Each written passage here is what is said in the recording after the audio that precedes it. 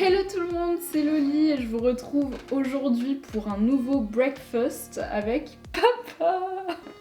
Ça fait longtemps que t'étais pas venu sur la chaîne en plus. Ouais, ça faisait longtemps que je n'étais pas venu sur la chaîne. Ce qui s'est passé, c'est que du coup, je voulais absolument demander à mon papa s'il avait un film à présenter dans ce format-là. Si vous n'avez pas vu le premier épisode, en fait, je prends un petit déjeuner avec quelqu'un qui me parle de son film préféré normalement, sauf que, qu'est-ce qui s'est passé ?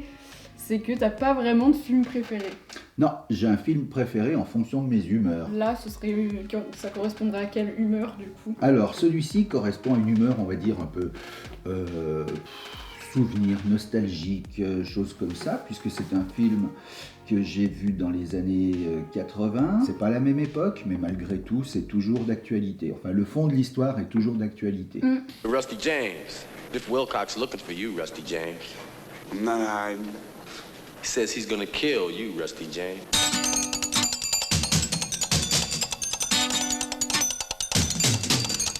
I wonder why somebody hasn't taken a rifle and blown your head off. The motorcycle boy. You always try so hard to be like your brother, Rusty James. Hey, my brother's the coolest.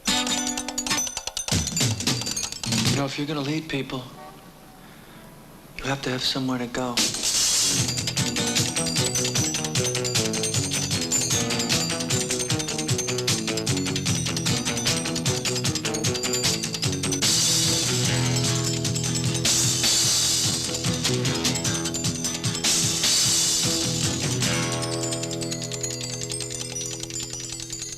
On a le droit de manger quand même. Ah oui, c'est fait pour. Bien. Alors, Bon app les gars. on est censé parler de Rusty James qui a été réalisé par Francis Ford Coppola. Il est sorti en 83 aux États-Unis et en 84 en France. Il y avait peut-être plus de latence à l'époque entre les sorties. Ouais. On s'éclairait encore à la bougie. Voilà, c'est ça. Oui, t'as dit qu'on retrouvait plein d'acteurs. On retrouve Matt Dillon, Nicolas Mikey Cage. Rourke et oui, Nicolas Cage qui est le neveu de Coppola en fait. Ah merde, je savais Je même te pas, jure. pardon. Il y a un podcast que je connais, en fait c'est des gars qui ont décidé de se refaire toute la filmographie de Nicolas Cage et donc ils font un épisode par film et j'ai vu qu'il y en avait un sur Rusty James. Bon après il dure 2 heures donc mais ça peut être intéressant parce que je trouve que c'est pas le personnage qu'on voit le plus dans le Tout à film. fait. Quoi. L'histoire, c'est un petit peu des bandes rivales qui s'affrontent et puis voilà, ça c'est donc au niveau de la forme du film. Il a fait un autre film, donc coup sur coup avec celui-ci, qui s'appelle Outsiders. Pareil, dedans on retrouve des acteurs qui ont débuté, Ok, notamment Tom Cruise, un peu plus à l'eau de rose. d'accord. Quand je dis ça, c'est pas autant que la comédie musicale, Oui, West Side Story. voilà, qui est un petit peu... Ouais, ah bah il y a voilà. carrément... Ou alors Grease. Oui. Oui, c'est vrai. Ah oui, ouais, ça Eh je oui, trouve. De complètement. toute façon, je trouve qu'il y a beaucoup d'inspiration des films des années 50 sur ce sujet-là. Complètement. Même dans les plans Voilà. et tout. Mais par contre, ce que j'aime dans celui-ci, c'est que il traite de ça, mais que ce que je disais tout à l'heure, c'est-à-dire que ça n'a pas pris une ride, c'est la vision qu'on a des gens, ou alors la vision que les autres ont de nous, et qui nous poursuit tout au long de notre vie. Ouais. Le Motorcycle Boy, les gens le voient comme ça, la police le voit comme ça, sa famille le voit comme ça, et en fait, il a beau essayer de se soustraire à son image, et ben en fait, il en est esclave. Mais Matt Dillon, pareil. Oui, lui, il est il nostalgique d'une période qu'il n'a pas vraiment vécue, mais qu'il aimerait revivre au moment. il l'a vécu au travers du récit des autres, Voilà, et il s'incruste dedans. ouais. Et alors lui, pour le coup, il vit dans une nostalgie de quelque chose qu'il n'a pas connu. Ouais, et- c'est ça. Ah ouais, complètement. Il y en a d'autres en politique qui font la même chose. En ce moment. Bien joué. Lénie et moi, quand tu nous racontais ce que tu faisais quand t'étais jeune et tout, on avait trop envie de vivre ça, de se projeter au travers de ça. Tu me montrais des films comme les Goonies ou des trucs comme ça, je suis sûre que c'est même... Enfin, t'as pas vécu les choses exactement de la même manière. J'ai jamais trouvé Willy le Borgne. Voilà, j'ai l'impression d'être nostalgique de cette époque-là en particulier, alors que... Moi, quand j'ai découvert les livres de Pagnol, j'étais nostalgique de la liberté de de Marcel Pagnol quand il était enfant, courir dans la garrigue, machin truc. Ouais. Après, on est nostalgique que des bonnes choses. Voilà, c'est aussi ça que le film y montre. Enfin, des bonnes choses supposées. Voilà. Et c'était comment aller au cinéma à l'époque où on s'éclairait à la bougie, du coup? Là, on y va, si on veut, on peut y aller toutes les semaines. Ou, Ouais, c'est vrai. Il y a aujourd'hui 36 salles dans un seul ciné. À l'époque, il y avait déjà des grandes salles. Il y avait la salle du Pâté, qui est immense. Il y avait le Comédia, qui avait 1 ou 2 salles. L'Astoria, pareil, etc. Mais comment c'était la sortie, on va dire, du mois, presque, oui. Parce que bon, c'était pas... Alors après, il y avait, je sais pas si ça existe encore, la fête du cinéma. Voilà, par contre, on préparait le sac à dos. Dedans, on se foutait à manger, des yaourts à boire, et on passait la journée au ciné. Ah ouais. La nostalgie, c'est aussi l'idée du temps qui passe. Et je trouve que ce film, je sais pas si toi tu le remarques, mais dans les images qu'il montre, il y a énormément d'occurrences d'horloges de partout. Ah bon ? Je te jure. Et moi, au début, je me suis dit, c'est marrant, tiens, on remarque ces horloges-là. Et il y a une scène en particulier où en fait Rusty James, il est adossé à un cadran gigantesque. Ouais. Et il n'y a pas d'aiguille. En fait, je me suis posé la question parce que ça peut pas être anodin qui remplace presque l'aiguille, tu vois. Et par contre, je ne sais pas comment l'interpréter. Donc il y a Rusty James, d'un côté il y a son frère et de l'autre il y a le policier qui est toujours là, lui aussi. Il est... Si, pour le coup, je pense, il n'y a pas d'aiguille parce qu'en fait, on a tous les protagonistes, c'est-à-dire que tout le fond du film, il est là. Le flic qui projette des choses malsaines sur les deux là, alors qu'en fait ils sont pas si mauvais que ça. Les deux frangins, le jeune essaye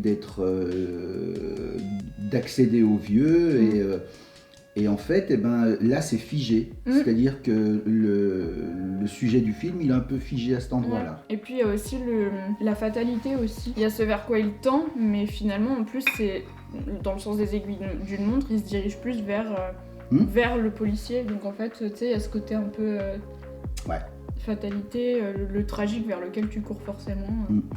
Il y a un autre truc qui fait passer le temps aussi, c'est dans l'espèce de snack. Oui, mais carrément.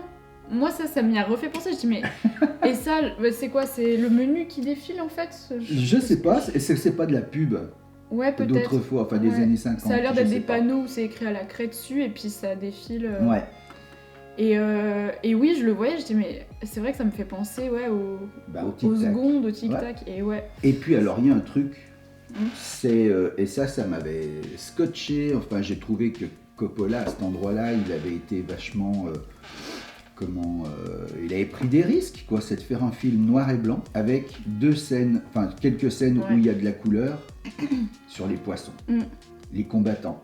Rainbow Fish, qui est du coup le titre en anglais. Et les combattants qui prennent tout leur sens, parce qu'il aurait pu prendre des cartes coin, mais c'est les combattants qui se battent contre leur image. On se bat tous contre notre image, mais en même temps, on tend vers. Mais il y a aussi ce côté des bandes rivales, en fait, le sujet qui a été repris, ils se battent les uns contre les autres. Oui, mais tu te bats contre les autres, contre toi. Et puis, il y a un moment où Motorcycle Boy, il le dit, les poissons combattants, si on les mettait dans une plus grande rivière, qu'on les enfermait pas, ils arrêteraient de se battre contre eux et contre les autres. Rusty James, effectivement, il est enfermé dans son image, le modèle de son frère, mais on le trouve aussi vachement enfermé dans la ville. Genre, ils sortent jamais de la ville. Il y a Motorcycle Boy qui revient au début, mais ils sortent jamais de ce côté urbain qui... Je la trouve pesante, cette ville, en fait. Et d'ailleurs, quand le Motorcycle Boy, il a voulu aller voir l'océan, mais visiblement, il n'y est pas allé. Parce que l'océan, c'est aussi sortir de ce quartier, c'est sortir de ce qui nous oppresse, de ce qui nous enferme dans notre image, avec peut-être l'illusion qu'on ne va pas refaire la même chose ailleurs. On voit un film en noir et blanc aujourd'hui, je pense qu'on se dit plus facilement qu'on va s'ennuyer que passer un bon moment parce qu'on n'a pas l'habitude. Mais celui-ci en particulier, on voit que le choix déjà de la colorimétrie n'est pas fait au hasard et que c'est même peut-être plus difficile de travailler sur des nuances de lumière et de contraste et tout que de travailler sur vraiment des couleurs. Enfin, je pense que c'est aussi compliqué. Voire peut-être même plus, je sais pas. Alors si vous allez voir le film, si ça vous donne envie, c'est bien. Faut pas se focaliser sur le choix des comment on va dire, des effets spéciaux, notamment quand l'autre sort de son corps. Voilà, oui, on spoil pas, mais il y a un moment d'expérience de mort imminente en fait. Oui, c'est vrai. C'est hyper mal fait, carrément. mais je pense que c'est fait exprès, parce que à cette époque-là, sortaient quand même des films avec des effets spéciaux. Là, c'est presque digne de King Kong sur l'Empire State Building. Ouais. En fait, oui, c'est ça, c'est rappeler aussi ce côté intemporel. Tu sais pas de quand dater le film, puisqu'il est en noir et blanc, alors qu'on est à une période plutôt moderne. Il reprend un thème qui était plus abordé quelques années avant. Mais en fait, ce côté un peu onirique, alors moi j'ai regardé très très peu de films de Coppola, je suis pas du tout spécialisée ni rien. Il y a la réflexion philosophique, mais même dans les images, le fait de sortir de son corps, de survoler un peu la ville. Je le retrouve un peu dans le Dracula. Oui. Parce qu'il y a des moments un peu comme ça en apesanteur, on va dire, des images où tu te dis c'est marrant. Mais après, est-ce que c'est vraiment un truc récurrent ? Enfin, je sais pas, j'ai aucun souvenir du film Le Parrain. Non, pas du tout. Ouais, mais c'est pas du tout la même chose qu'il voulait traiter. Là, dans cette expérience de sortir de son corps parce que tu meurs, et donc on retrouve tout ce qu'il veut traiter dans le film, c'est-à-dire ce que ça évoque chez les autres, mais ça, c'est ce qu'il pense. Encore l'image de soi, oui, mais c'est bien vrai. sûr, c'est ce qu'il espère que ce qui va se passer dans les réactions que sa mort va provoquer. Pour les couleurs, justement, il y a aussi une seule image, enfin, il y a un flash en rouge. Les flics l'amènent vers la voiture, il voit son reflet dans la voiture, et là, il donne un coup de poing dans la vitre, il voit son reflet à lui, pour le coup, il se bat contre son reflet en donnant un coup de poing dedans. Ça lui permet peut-être alors d'exister pour lui. Et après, le choix du rouge et du bleu, je sais pas comment le...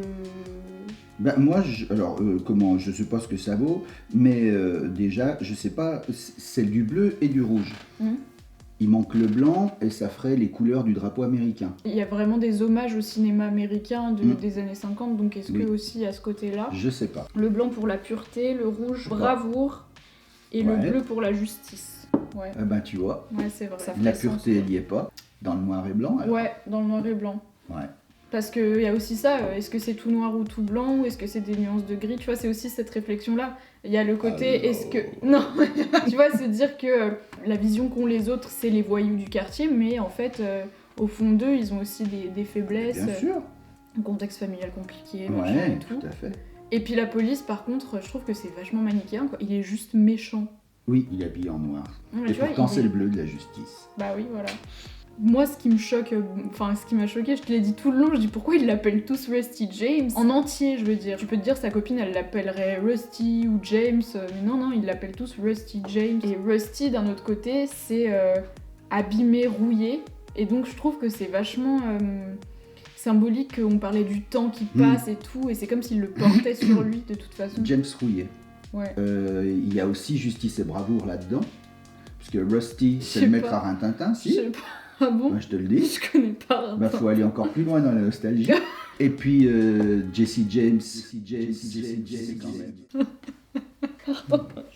Jesse James, bah, c'était un bandit de l'Ouest qui tuait des gens qui étaient méchants. Donc il y a la bravoure et il y a le côté noir. Voyou. Voilà.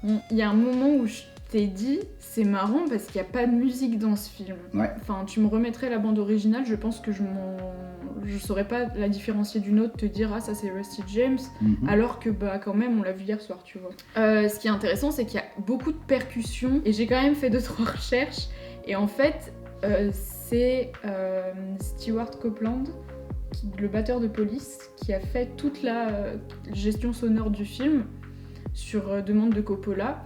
Et en fait, Coppola lui a demandé de faire quelque chose avec beaucoup de bruit métallique, de percussions, pour rappeler les aiguilles justement de l'horloge. Ah bon ? Ouais. Oh. Et le temps qui passe. Et j'ai pas... Moi, c'est vrai, j'ai lu ça, j'ai fait... Mais... Et après, bah, j'y relis à toutes les horloges que tu vois dans le film et à ce truc-là. Et d'ailleurs, bah, pour la petite anecdote, c'est ce qui a lancé Stewart Copeland, sa carrière dans la composition de musique pour le cinéma. Et du coup, apparemment, après, il a aussi fait carrière là-dedans. C'était la fin de Police. Peut-être, je sais pas. Le leader tournait tout seul. Ouais, parce qu'en même temps, en 84, il passait à Lyon. Ah. Alors, c'est pour ça que j'y sais. J'avais pas de place. Ah bon ? Non. Ah, t'es pas allé ? Non. Oh non. Ben si. Est-ce que pour toi, c'est un film triste ? Je dirais pas qu'il est triste, dans le sens où il va faire pleurer ou je sais pas quoi. Par contre, il est triste, oui, sur le thème de fond, c'est-à-dire sur la condition de l'homme, c'est-à-dire sur la nôtre. Et c'est quand même un peu dérisoire de se dire que on en est réduit à être autant dépendant de son image. Et puis il faut que tu rentres dans des standards. Alors les standards en fonction d'une société, en fonction de groupes d'appartenance, etc. Et c'est ça qui est triste.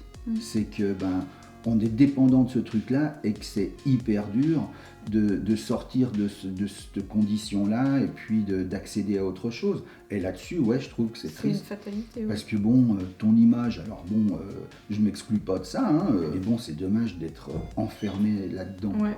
Et c'est là où c'est triste. Sniff. Eh ben merci bien. De rien. Pour cette suggestion. N'hésitez pas à aller voir Rusty James. On a pu le regarder parce que une âme charitable l'a mis en entier sur YouTube. Avec les craquements comme si c'était sur un vinyle. Voilà, ouais, c'est vrai. En fait, c'est une VHS. Oui, c'était mais vraiment, il a dû numériser une VHS, donc c'est assez marrant. Vous avez en plus le jus du truc. Ah, complètement, ouais. Ça vaut son pesant de cacahuètes. Puis voilà, une belle découverte. Voilà. Merci bien, monsieur. De rien, madame. Eh bien, écoutez, passez un bon dimanche. Et puis, je vous retrouve, je l'espère, la semaine prochaine. Ciao!